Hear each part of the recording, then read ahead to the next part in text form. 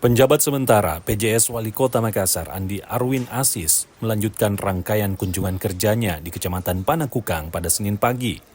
Kunjungan tersebut disambut Camat Panakukang, M. Ari Fadli dan jajarannya, Lurah Sekecamatan Panakukang dan berbagai lapisan masyarakat. Andi Arwin mengingatkan pentingnya menjaga persaudaraan dan kebersamaan terutama di tengah suasana kampanye pilkada. Ia menekankan agar masyarakat mampu menghadapi momen ini dengan bijak sehingga tidak terjadi perpecahan yang dapat memecah persaudaraan.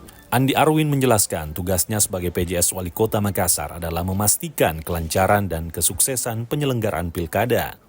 Ia juga menghimbau aparat di Kecamatan Panakukang, mulai dari camat hingga ketua RT, RW, agar fokus pada pelayanan masyarakat serta tetap netral dalam menjalankan tugas selama masa kampanye.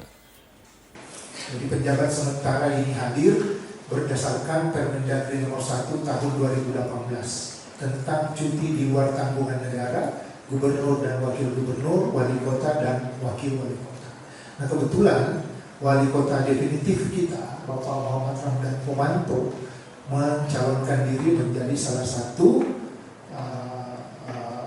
yang mengikuti kontestasi pemilihan gubernur Sulawesi Selatan. Sehingga dalam ketentuan Permendagri nomor 1 ini diwajibkan kepada pejabat definitif untuk melaksanakan cuti di luar tanggungan negara.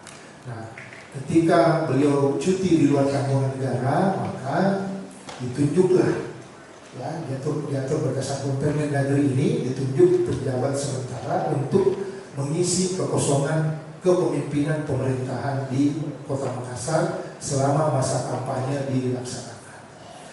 Jadi selama masa kampanye ini kita di Kota Makassar dipimpin oleh sementara oleh penjabat sementara Wali Kota Makassar. Dan dalam Permendagri nomor 1 ini juga diatur tentang tugas